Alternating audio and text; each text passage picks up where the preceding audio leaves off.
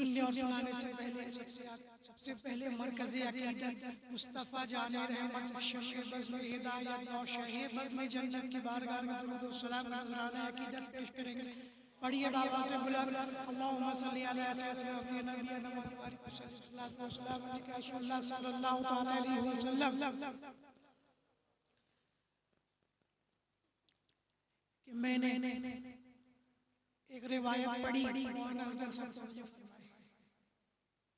हज़रत मंसूर बिन अम्मार अलैहि रहमा अपनी बारगाह में बैठे हुए हैं, अपनी खानकाह में बैठे हुए हैं और तमाम लोगों को नसीहत कर रहे हैं और ये कर रहे हैं। तो वहीं से एक गुलाम गुजरता है, तो गुलाम भी बैठ जाता है कि वली कामिल की बारगाह है तो कुछ मैं पा ही लूंगा। तो वहीं से उनका एक मुरीद जो हाजतमंद है फरमाता है कि हजरत मेरी हाजत है कि आप मुझे 4 रुपए दे दीजिए। जो बारगाह मंसूर बिन अम्मार ने फरमाया मेरे पास तो है नहीं, लेकिन मैं अपने मुरीदों से फरमाता हूँ कि कोई ना कोई तुम्हारी हाजत पूरी कर देगा, उसके बदले में मैं दुआ फरमा दूंगा। तो ये गुलाम जो 4 रुपए लेके निकला था अपने मालिक के यहाँ से, वो भी समझने लगा कि ये बारगाह है, वली की बारगाह है, 4 रुपये की तो बात है, जिसके लिए ही लेता हूँ, जो होगा देखा जाएगा। मंसूर बिन अम्मार से कहने लगा कि मैं ये 4 रुपया में आपको दे देता हूँ, आप मेरे लिए दुआ फरमा दें कि दुआ मेरी कबूल हो जाए। तो मंसूर बिन अम्मार ने फरमाया कि तुम 4 रुपया दिए हो, उसके बदले में मैं तुम्हें दुआएं करता हूँ। और 4 दुआएं उसने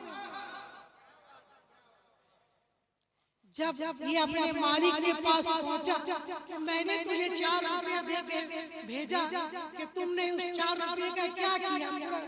आग बबूला होके बैठा, काफी ताखीर से पहुंचा है, आग बबूला होके बैठा। तो फरमाया कि मैं एक बारगाह एक रसूल पाक के सच्चे गुलाम की बारगाह से आ रहा हूँ और मैंने 4 दुआएं मांगी। तो मालिक ने पूछा तुमने क्या दुआएं मांगी?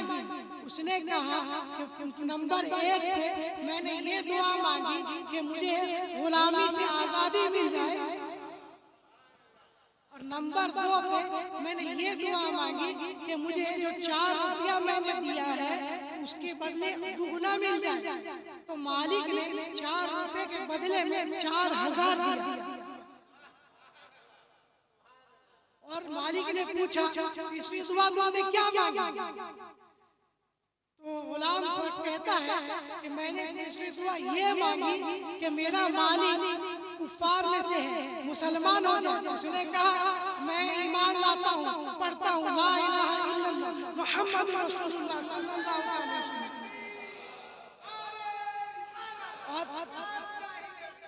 और चौथी दुआ उसने ये मांगी कि जितने सामाईन हैं यहाँ बैठे हुए हैं हजरत मंसूर बिन अम्मार के यहाँ, और मैं और आप यानी मालिक से फरमाए हम सबों की मग़फ़िरत हो जाए। तो ये मालिक ने फरमाया ये हम कैसे जाने कि हमारी मग़फ़िरत हो जाए?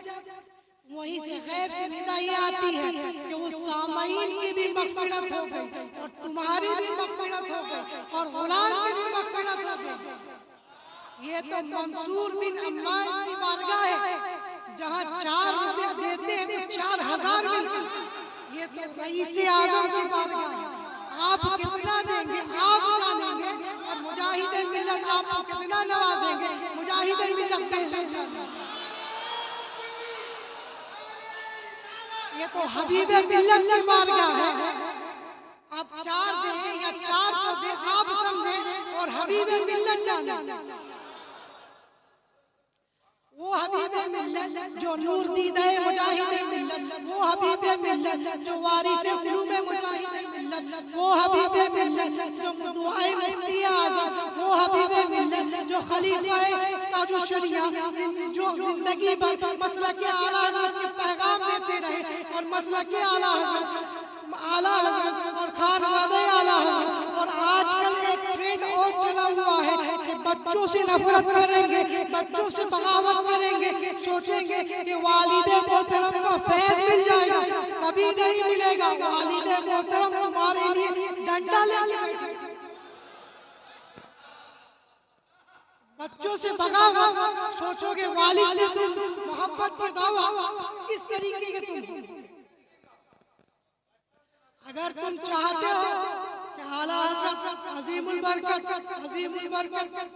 इमाम अहले सुन्नत मुजद्दिद दीन व मिल्लत के फयूज़ व बरकत से माला माल हो, तो ये हम वसीले हम बगैर कड़ी के कोई काम नहीं करते। अगर तुम आला हज़रत अज़ीमुल बरकत के फयूज़ व बरकत चाहते हो तो कायदे मिल्लत से जुड़ो। कायदे मिल्लत से हुजूर ताजुश शरिया, हुजूर ताजुश शरिया से हुजूर मुफ्ती आज़म, हुजूर मुफ्ती आज़म से हुजूर हुज्जतुल इस्लाम, हुजूर हुज्जतुल इस्लाम से सरकार आला हज़रत, उसके ऊपर जाए तो मारेगा शरीफ सरकार मारेगा, उसके ऊपर जाए सरकार गौसे आज़म रज़ियल्लाहु तआला अन्हु, उसके ऊपर जाए हज़रत अली करमल्लाहु तआला वजहुल करीम, उसके ऊपर जाए तो नबी करीम मदनी ताजदार सरकार मदीना रहा तो कल्ब सीना से जुड़ेंगे। ये है वसीला का वसीला कि वसीले मौला चाहते हो वसीला ढूंढिए, बगैर वसीले के नज़दियों कुछ मिलता नहीं। वमा अलैना इल्लल बलाग। आप समझे आप कितना देंगे, हबीबे मिल्लत जाने और मुजाहिदे मिल्लत जाने, इसके आगे कुछ कलाम नहीं कर सकते। वमा अलैना इल्लल बलाग।